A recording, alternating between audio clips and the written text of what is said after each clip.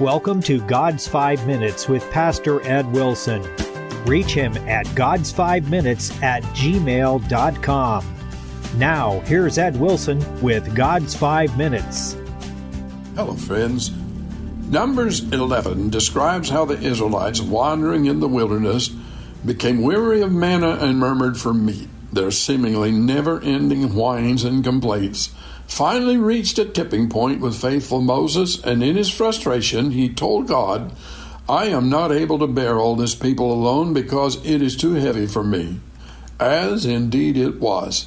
But before we're too hard on these recently freed slaves, let's take a look at their circumstance.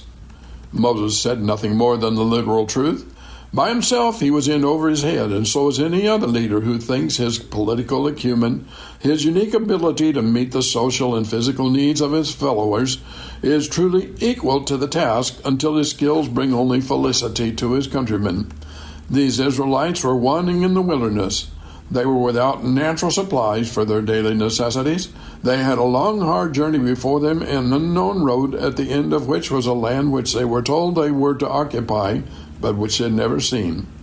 We have precisely the same necessities as those which Moses despairingly said they had. Like them, we wander hungry and need a leader who can satisfy our desires and evermore give us bread for our souls, even more than for our bodies. We need one to whom we can weep, as the Israelites did to Moses, and not weep in vain. We need one who can do for us what Moses felt that the Israelites needed, and that he could not give them when he almost indignantly put to God the despairing question, "Can I carry them in my bosom as a nursing father beareth the sucking child?" Our weakness, our ignorance, our heart hunger cry out for one who can bear all this people alone, who alone has the resources of strength, wisdom, and sufficiency to meet not only the wants of one soul, but those of the world. For he who can satisfy the poorest single soul must be able also to satisfy all souls. It's quite impossible to find all this in any human leader. Quite naturally, Moses found himself overwhelmed with his work.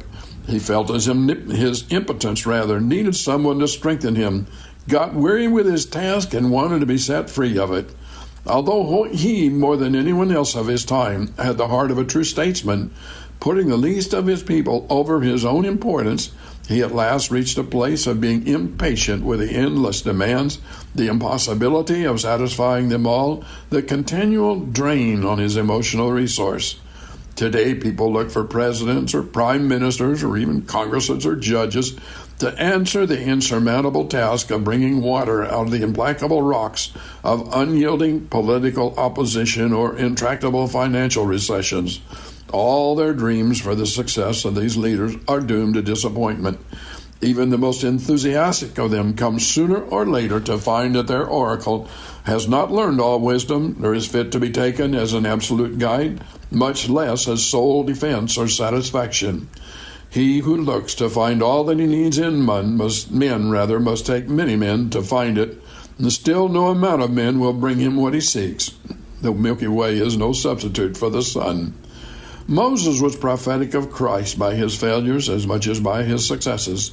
He could not do what the people clamored to have done, and what he, in the mood of despair in which the text shows him, sadly admitted that he could not.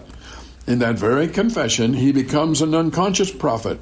For what he should have so vividly set forth the qualifications of a leader of men, as defined by the people's cries, and should have so bitterly felt his incapacity to supply them, is a witness, if there is a God at all, that somewhere the needed ideal must come, a King of kings and Lord of lords, to be sovereign guide to each and every soul. He is so to his people, and that daily. But an unbiased student of history could make a compelling case that he also has ruled for centuries in the affairs of all mankind, working as he will to preserve right amidst all darkness of men and devils seeking to destroy it. He wants to be your guide. You have been listening to God's 5 Minutes with Pastor Ed Wilson. Reach him by email at GodsFiveMinutes@gmail.com. Tune in next time to hear more encouraging thoughts from God's Word on God's 5 Minutes with Pastor Ed Wilson.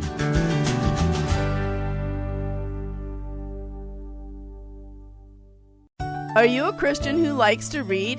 If not, there's a whole world of Christian publishing out there that you're missing out on. I invite you to check out the Author's Corner podcast, where I talk to the latest Christian authors each week about their new book releases and what's coming next. So if you're ready to jumpstart your spiritual growth with the newest books and the authors who write them, check out the Author's Corner podcast with me, Roberta Foster.